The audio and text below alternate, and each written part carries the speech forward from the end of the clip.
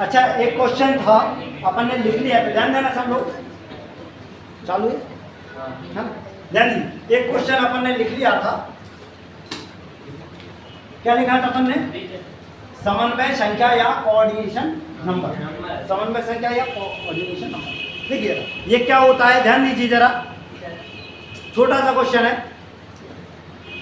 जो सिंपल अपन बात करते हैं, अपन किसी क्यूब की बात करें या किसी यूनिट सेल की बात करें, तो इसमें जो जालक बिंदु क्या होते हैं, अपने आसपास कई सारे बिंदुओं से घिरे रहते, अपने निकटतम बिंदुओं से घिरे रहते। तो जो क्रिस्टल है वो जितने बिंदुओं से घिरा रहेगा भाई उसकी समन्वय संख्या कहलाती है। जो बिंदु, जैसे कि अगर बात करें अपन NaCl की बात करें, NaCl क्रिस्टल, NaCl के अगर क्रिस्टल की बात करें तो NaCl जैसे ये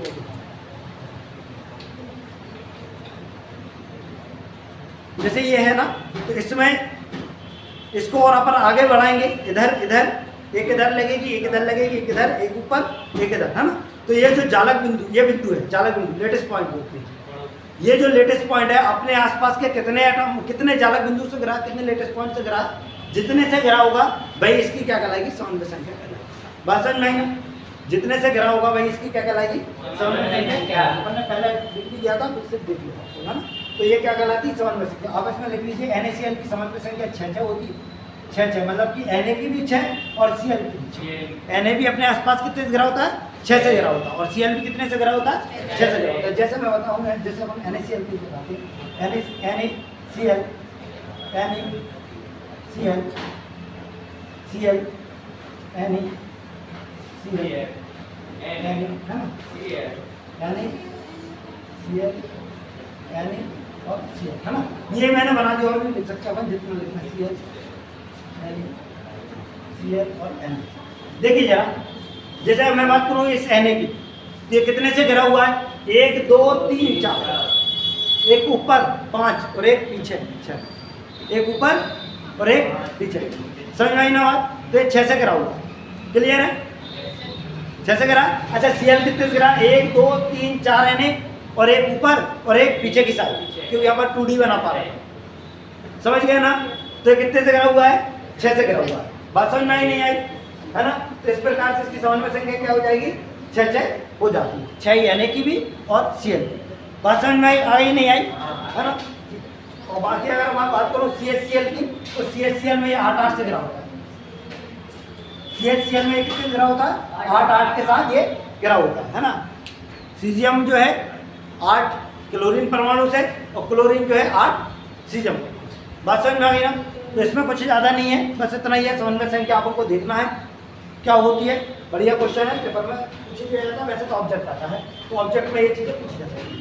अच्छा, आज की जो क्लास है, इस क्लास में हम बात करने वाले हैं संकुलन दक्षता या संकुलन क्षमता, है ना, यानी कि पैकिंग एफिशिएंसी। किसकी बात करने वाले हैं? पैकिंग।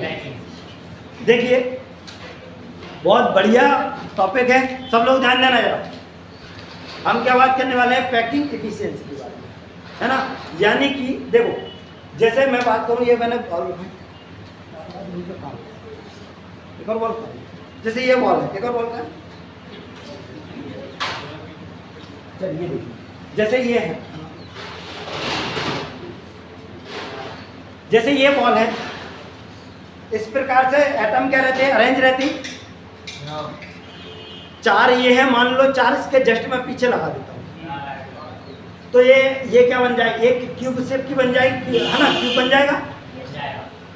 अब इसमें आप देखिए, क्या मैं इस प्रकार से इन क्रिस्टलों को अरेंज करता हूँ, क्या इसमें कोई खाली स्थान रहता है? कोई रिक्त स्थान रहेगा क्या? बिल्कुल रहेगा। ये आपको दिख रहा है बीच में, कोई भी क्रिस्टल ऐसा नहीं होगा जिसको आप एटम को जमाओगे उसमें कुछ ना कुछ तो रिक्त स्थान रहेगा। समझ गए कि नहीं समझे? कुछ ना कुछ इसमें रिक्त स्थान रहेगा। या फिर अपन कह सकते हैं किसी सॉलिड में आप एटम को जमाओगे तो कुछ रिक्त स्थान रहेगा, कुछ ऐसा स्थान रहेगा जहाँ पर एटम होंगे। समझ गए? तो यदि मैं किसी क्रिस्टल में या किसी अपन एक यूनिट सेल की बात करें, किसी यूनिट सेल में मैं यदि आपको ये बता दूं कि इसमें इतने % भाग पर एटम है, तो आप ये बता दोगे रिक्त स्थान कितना है? जैसे मान लो मैंने कहा एक यूनिट सेल है, उसमें मान लो मैंने बोल दिया 60% जो हिस्सा है वो क्या है, एटम से घिरा हुआ है, तो रिक्त स्थान कितना होगा? 40%। कितना होगा? 40। समझ रहे हैं ना?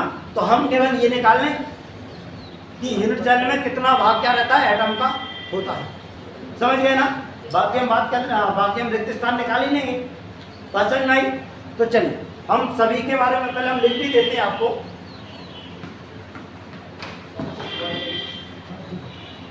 हम आपको यहाँ पर बताते हैं। इसमें देखिए जरा, अगर मैं यहाँ पर लिख देता हूँ, या आप लिख भी लीजिए, एससीसी में जो रहता है इसकी संकुलन क्षमता या दक्षता की अगर बात की जाए, पैकिंग की इफिशियंसी की बात की जाए, इसकी होती है 52.4, है ना, एससीसी। और अगर बीसीसी की अगर अपन बात करें तो बीसीसी में इसकी जो संकुलन क्षमता होती है वो कितनी होती है?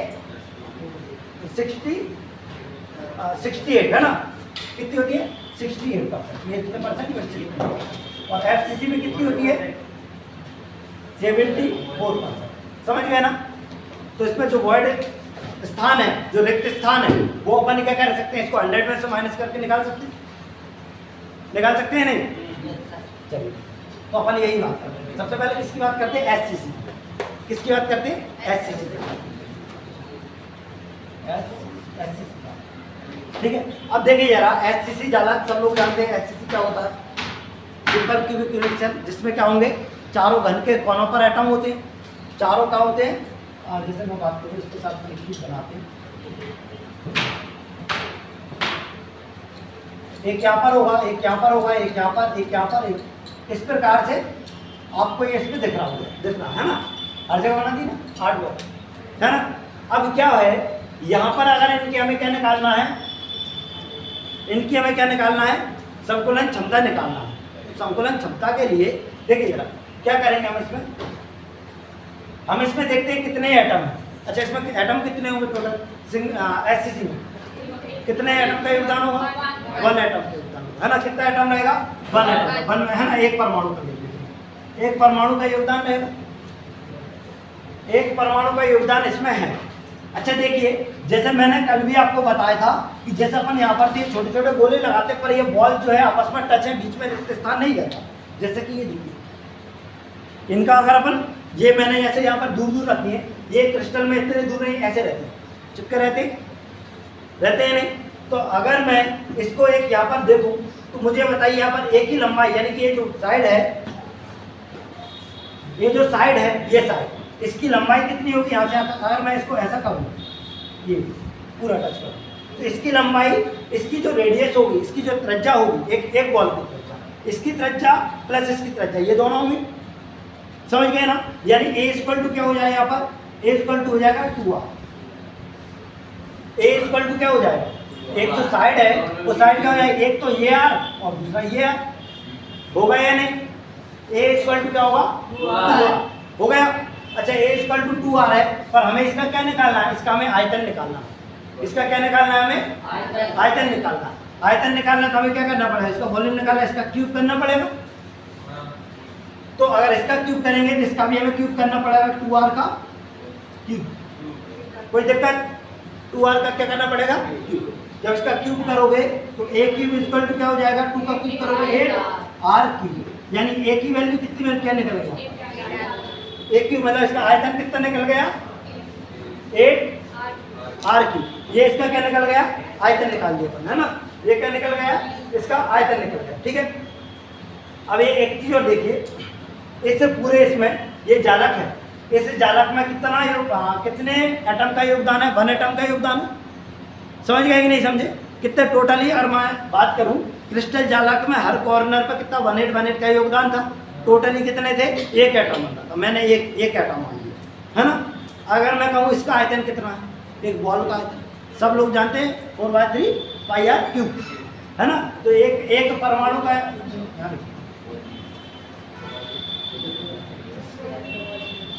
एक परमाणु का आयतन, एक परमाणु का आयतन क्या होगा? 4/3 πr क्यूब। क्या होता है? 4/3 πr क्यूब। ये किसका निकल गया? एक एटम का आयतन निकल गया। और ये क्या निकल गया? इस क्यूब का हमने क्या निकाल लिया? आयतन निकाल लिया। एक क्यूब निकाला ना, एक क्यूब क्या है, पूरे इस सिंगल यूनिट जो है यूनिट सेल इसका आयतन निकल गया। बात समझ में आ गई नहीं है ना। हमें यहाँ पर क्या निकालना है, संकुलन क्षमता निकालना है। क्या निकालना है, संकुलन क्षमता, है ना। क्षमता कहें या दक्षता करना चाहिए, दक्षता ही एफिशिएंसी है ना। संकुलन क्षमता, संकुलन क्षमता देखिए जरा, संकुलन क्षमता निकालने के लिए संकुलन क्षमता निकालना है तो इसमें क्या निकालना है, एक परमाणु का आयतन। संकुलन क्षमता बराबर क्या होगा, एक परमाणु का आयतन अपॉन में क्या कर देंगे अपन, उस एकक सेल या यूनिट सेल का आयतन, है ना, वॉल्यूम ऑफ यूनिट सेल, एकक सेल का आयतन। बात समझ में, संकुलन क्षमता निकालने के लिए वो मल्टीप्लाई क्या करते हैं, 100 कर। हमें परसेंट में चेंज करना है, परसेंट में चेंज करने के लिए उसे 100 से मल्टीप्लाई करते हैं।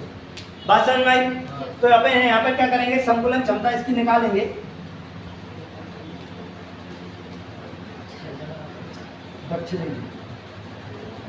क्या हुआ, एक परमाणु का आयतन कितना हो जाएगा,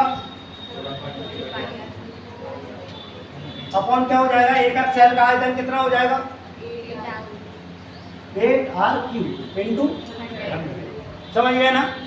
r³ से काट दें, इसको क्या हो जाएगा, 4/3 पाई इंटू 100/8, ये बटे में रहेगा, है ना। 4 से 2 टाइम और 2 से क्या कर देंगे, 15 हो जाएगा। ये क्या हो जाएगा, 15, और पाई की जगह क्या हो जाएगा, 22/7, है ना। और अपॉन में क्या करोगे, 3, ठीक है, कोई दिक्कत। इसको क्या करना है, इसको बस काटना है आपको, है ना। तो जब इसको काटोगे ना, देखिए 7 3 जा 21 हो जाएगा। 21 से इसको काटोगे 1 टाइम, क्या बचेगा, 1 बचेगा, समझ गए ना। कितना हो जाएगा, ये तो माइनस हुआ है सर, माइनस हुआ है, कौन सा माइनस हुआ, माइनस हो रहा है साथ ही एक बार मतलब माइनस हो रहा है। अरे डिवाइड करने पे भी तो 1 बचेगा ना, रिमाइंडर तो 1 बचता है। अच्छा ठीक है, देखिए सुनो सुनो सुनो, ये 8 है, सुन ध्यान देना, 8 है या 7, क्या कर दिया अपन ने, 3 2 जैसे, ये क्या हो जाएगा, ये 2 ही तो बचेगा यहाँ पर। अच्छा 2 से 50 को काट, 2 से अपन क्या कर दिया, 50 को काट, तो यहाँ पर क्या बचा,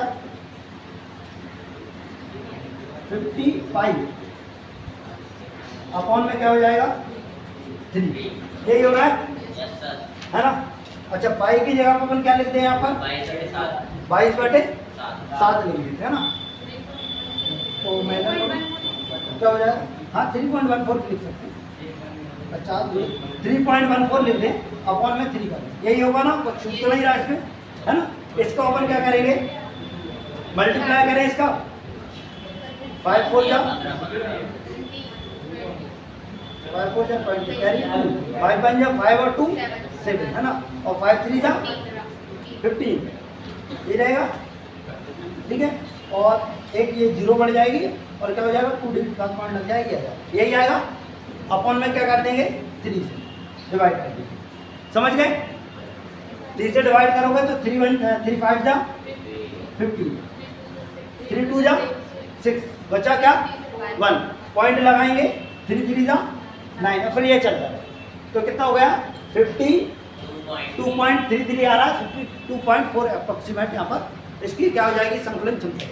कोई दिक्कत इसमें, निकाल लोगे। अच्छा ये बताइए, संकुलन क्षमता ये हो गई, तो इसमें जो वॉइड क्षेत्र है, जो इसमें रिक्त स्थान है, वो कितना है, इसमें इसको हम 100 में से माइनस कर दें, समझ गए। क्योंकि कोई भी वैल्यू, कोई भी चीज़ होती है अपने आप में 100% होती है। अगर 100% में इतने स्थान पर एटम का योगदान है, तो बाकी जो बचा हुआ क्षेत्र है वो क्या होगा, रिक्त स्थान। बात समझ आ गई नहीं आई, दिनेश समझ गए ना, कोई दिक्कत, पंकज केशव कोई दिक्कत। ये हमने कौन सा चालक में निकाला है, यूनिट कौन सी यूनिट में निकाली है, एससीसी में, क्लियर है। सेम टू सेम हम डीसीसी चालक में निकालेंगे और सेम टू सेम हम किससे निकालेंगे, एफसीसी। समझ गए। मैं सबको करूँ या आप कर लोगे, मैं थोड़ा सा बता देता हूँ आपको ये एटम का योगदान, क्योंकि हर एक जालक में अलग अलग रहेगा। समझ गए? मैं केवल यहाँ पर आपको एक क्यूब निकालना दिखा दे रहा हूँ। ये तो आप लोग निकाल ही लोगे, परमाणु का आयतन। हमने दो चीजें निकाली यहाँ पर, याद रखना।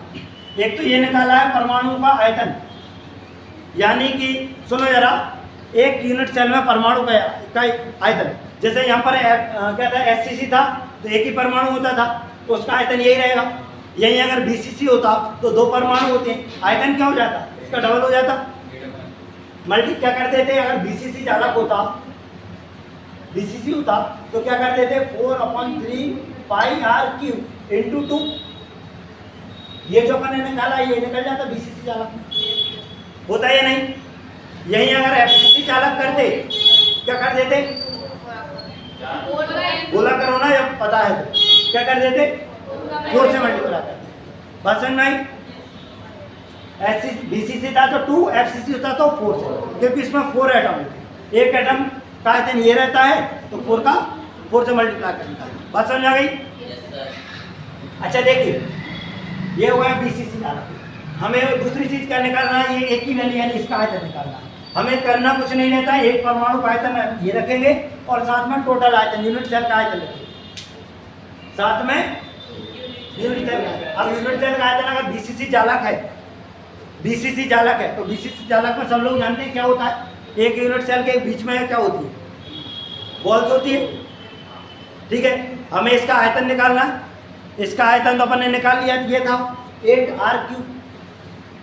क्यों था, क्योंकि ये आप जो बीच का गैप दिख रहा है ना, ये गैप को गैप ना मान के ये क्या होता है, दोनों बॉल्स आपस में टच रहती हैं। समझ गए ना? वो तो आपको दिखाने के लिए बीच में आपको गैप बनाना पड़ा है। अब यहाँ पर अगर एक और बॉल है, ये बॉल है, ये बॉल क्या कर रही है, इसके जो आयतन इसको बढ़ा रही होगी, इसमें एटम का योगदान को बढ़ा रही होगी। हमें ये निकालना, कैसे निकालेंगे, हमें यहाँ पर क्या निकालना है, इसकी भाई आर निकालेंगे सबसे पहले। तो आप देखिए, अगर मैं इसको बीसीसी चालक इसको बीच में रखता हूँ, इसको मैं बीच में रखता हूँ, तो ये बॉल क्या रहेगी, ये इसका क्या रहेगा, डायगोनल रहेगा, विकर्ण रहेगा। ये इसका यहाँ से लेकर यहाँ तक ये विकर्ण रहेगा, डायगोनल रहेगा। बात समझ में आ रही है ना? तो अब देखिए जरा समझिए, इसमें त्रिज्या क्या होगी, आर की वैल्यू क्या होगी, देख रहे हैं जरा। एक आर तो इसके सेंटर से ये होगा, एक आर, दूसरा आर ये होगा। अच्छा, इसका कितना आर लगेगा, 2r। ये तो पूरा का पूरा आ रहा है ना। अगर आधी बॉल का योगदान हो तो ओनली आर, तो आर आर आर और फिर आर, यानी कितना आर होगा यहाँ पर, 4r। यानी इसका जो डायगोनल है ना, डायगोनल बराबर हो गया क्या, 4r। समझना बात को। इसके जो डायगोनल है, अपन किस पे बात कर रहे हैं, बीसीसी की बात कर रहे हैं। तो डायगोनल क्या होता है, अगर क्यूब का डायगोनल आप निकालोगे तो क्या होता है, a√3 होता है या नहीं होता, a√3 होता है। a√3 इक्वल टू कितना हो रहा है, 4r। बता दिया। इसका डायगोनल का फॉर्मूला क्या होता है, इसका जो डायगोनल होगा वो क्या होगा, a√3 होता ही नहीं, बोलो ना, होता है। अगर a√3 होता है और ये हमने देखा अभी r की वैल्यू निकालकर, तो यहाँ पर r कितना हो रहा है, 4r, क्योंकि 1r इसका और 1r इसका, आज इसकी रेडियस प्लस इसकी रेडियस है ना, डबल हो गई। और इसमें देखो अगर ये बीच में है तो इसकी रेडियस डबल आएगी या नहीं? तो ये कितना होगा, 2r और 2r 4r, कितना r होगा, 4r। तो डायगोनल जो है इसका बराबर होगा 4r। समझ गए ना? तो a बराबर क्या हो जाएगा, 4r/√3, और a क्यूब बराबर क्या हो जाएगा, इसका भी हम क्यूब कर देंगे। बात समझ में आई? इसका भी हम क्यूब कर देंगे। जब इसका आप क्यूब करोगे तो क्या हो जाएगा, 16r³/3√3, 64r³/3√3। बात समझ में आई ना?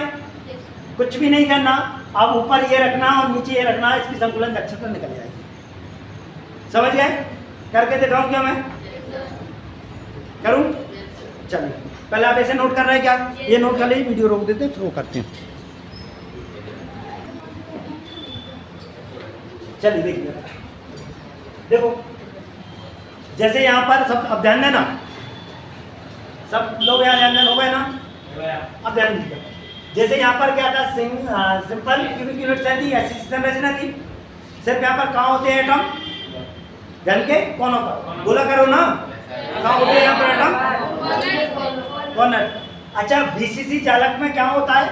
अगर इसी की जगह अपन क्या ले लें, बीसीसी चालक ले, तो कॉर्नर के अतिरिक्त एक और कहाँ रहेगा? इसके सेंटर में रहेगा, है ना। इसके मध्य में एक और रहेगा एटम। तो मध्य में जब एटम रहेगा तो मध्य के लिए हमें क्या निकालना है? इसमें इसका आयतन निकालना है। इस यूनिट सेल का क्या निकालना हमें? वॉल्यूम निकालना है। इसका क्या निकालना है? वॉल्यूम, यानी आयतन निकालना। यदि आयतन निकालना है तो हमें इस आयतन के लिए, इसका वॉल्यूम के लिए एक फॉर्मूला अपन देख रहे हैं, एक ही होता है। तो हम सबसे पहले इसकी ए ज्ञात करेंगे। ए यानी किसकी क्या ज्ञात करना है? साइड।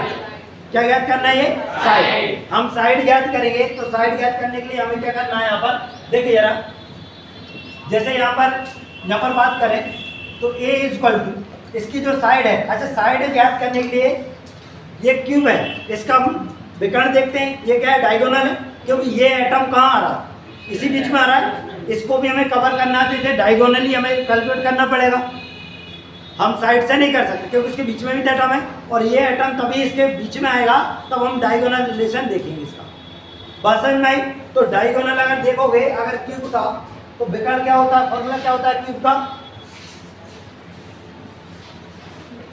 है ना, अपन लिख सकते हैं क्या? घन का विकर्ण। घन का विकर्ण क्या होता है? √3a, या a√3 या √3a। बात समझ में आ गई? घन का विकर्ण। अच्छा, विकर्ण जो है ना, ये विकर्ण ये कितने 4r के बराबर है, आपको दिख चुका है। 4r, 1r, 2r और इसकी 2r इसमें आएगी, तो ये क्या 4r के बराबर है ना। तो विकर्ण बराबर क्या हो जाएगा? अपन ले सकते हैं √3a बराबर क्या हो जाएगा? 4r। समझ गए ना? और a बराबर क्या हो जाएगा? 4r/√3। समझ गए?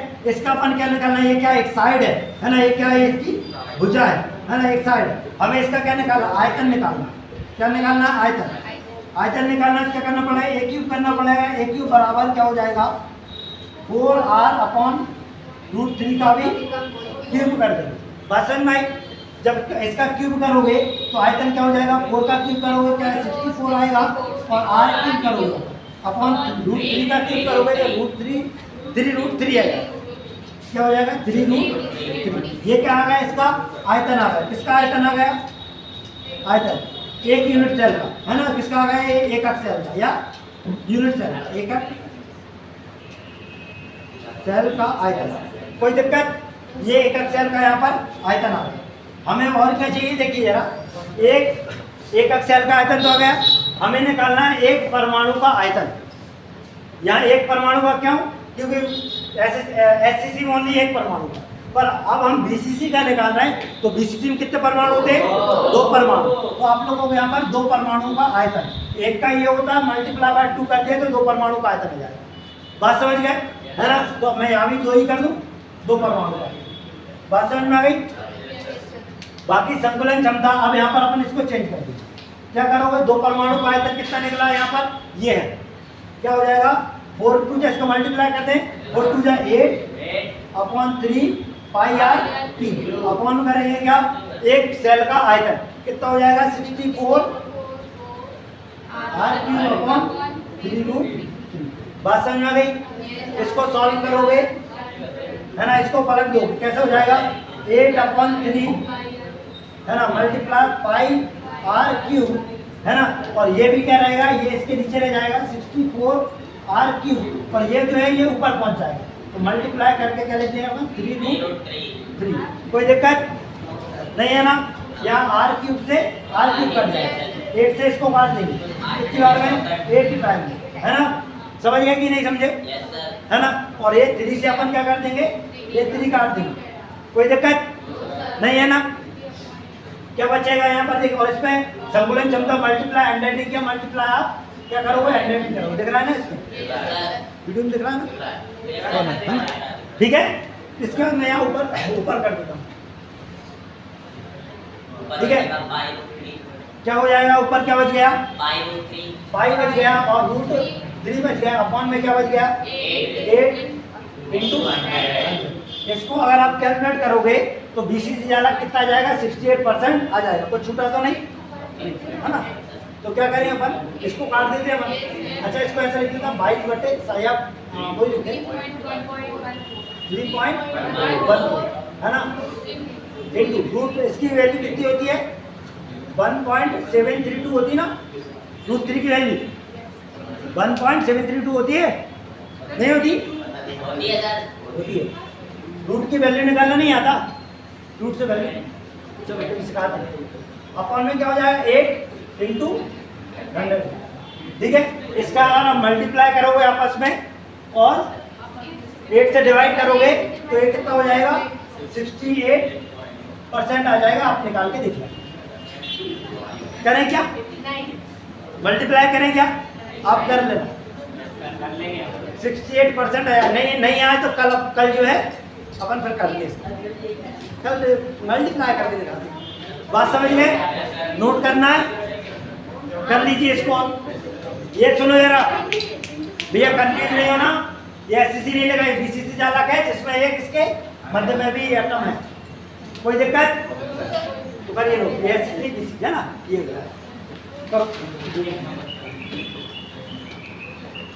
टाइम हो गया, टाइम हो गया, ज़्यादा हो गया, चलिए तो ठीक है। अब वीडियो चालू कर दी तो बोल ही देते कि टाइम हो गया, इसलिए हम बंद कर रहे हैं। उन्हें लगेगा वीडियो अधूरी लगेगी ना। चलिए, तो अपन ने एससीसी देख लिया, बीसीसी देख लिया। अब अपन बात करने इसके बाद अपन अगली वीडियो में एफसीसी के बारे में होता है। आप निकालने की कोशिश करना, सुनो जरा हम बता दे रहे हैं आपको, यहाँ से फॉर्मूला यही रहेगा। आपको क्या निकालना है, 2 परमाणु का आयतन, तो बीसीसी हो जाएगा। कितने परमाणु का आयतन हो जाएगा, 4 परमाणु होते हैं, कितने का आयतन हो जाएगा 4 परमाणु का आयतन हो जाएगा। एक एक सेल का आयतन, यूनिट सेल का आयतन कैसे निकालो वो देख लीजिए, थोड़ा सा देख जाइए फिर बनाते हैं। जैसे ये है, अब एफसीसी देखोगे तो अभी तो बीसीसी में तो बीच में था, पर एटम कहाँ आ जाएगा, इसके फलक पे आ जाएगा या ऊपर कहीं भी किसी फलक पर आएगा। तो अब बताइए ऐसा हम क्या, कौन सी इसमें लाइन लें या कौन सी रेखा लें कि ये वाली बॉल भी इसमें काउंट हो जाए। वैसे इसमें तो हमने क्या लिया, इसका डायगोनल ले लिया। अब इसमें क्या लें, इसमें भी कोई दिक्कत नहीं है, ये जो है ना वर्ग है, स्क्वायर है, इसका डायगोनल ले लेना, इससे भुजा निकाल लेंगे। तो इसका डायगोनल क्या हो जाएगा, वर्ग का क्या होता है, ये यहाँ क्यूब का होता था a√3 और इसका होता है a√2, होता ही नहीं होता, तो यहाँ की हो जाएगा a√2, इसका विकर्ण क्या हो जाएगा a√2। अच्छा, a√2 बराबर इसमें कितना आ रहा था, इसमें 4r आ रहा था, यानी यहाँ से यहाँ तक जाने में क्या हो रहा था 4r। अच्छा ये बताइए, अगर मैं यहाँ से विकर्ण खींचता हूँ ये 3 बॉल का, तो मुझे कितने r मिलेंगे, 2 मिलेंगे। कितने मिलेंगे, एक इसका 4, कितने मिलेंगे, क्योंकि एक r इसका, एक r इसका, 2 r इसके, तो सेम हो जाएगा। यहाँ था अपना क्या a√3 था, इसकी जगह हो जाएगा a√2 और यहाँ सेम टू सेम 4r। यहाँ √3a बराबर 4r है, ये हो जाता √2 बराबर √2a बराबर 4r, √2 अपन में जाएगा, ठीक है। a की वैल्यू जाएगी, a का क्यूब करोगे जैसे आप क्यूब कर दो, समझ गए ना। तो ये क्या हो जाएगा 4 का क्या करोगे 4r अपॉन √2, जब इसका क्यूब करोगे ये कितना हो जाएगा 64r क्यूब हो जाएगा, सेम टू सेम। और यहाँ क्या हो जाएगा 2√2, तो 2√2 से फिर इसको काट सकते हैं अपन, है ना। और इसको सॉल्व करेंगे, वैल्यू यहाँ रखेंगे, तो आपका आंसर आ जाएगा, कितना आ जाएगा 74%। बात समझ में आ गई, है ना। तो अपन यहाँ क्या सीख चुके हैं, यहाँ पर इनकी संकुलन क्षमता, कोई दिक्कत, संकुलन क्षमता के साथ हम यहाँ पर सीख चुके हैं इनके जो बीच का जो वॉइड क्षेत्र है वो भी हम यहाँ पर कैलकुलेट कर लेंगे। कैसे करेंगे, इसी को हम 100 में से माइनस करें, क्योंकि प्रत्येक यूनिट है या कोई भी प्रकृति की वस्तु अपने आप में 100%। क्लियर है, कोई दिक्कत है ना। इसके बाद 2-1 दिन का चैप्टर और बचा, कंप्लीट हो जाएगा, ठीक है। यहाँ तक किसी की दिक्कत समझ आ गया ना, मजा आए वीडियो, मतलब क्लास में, वीडियो में तो देखो क्लास में, है ना।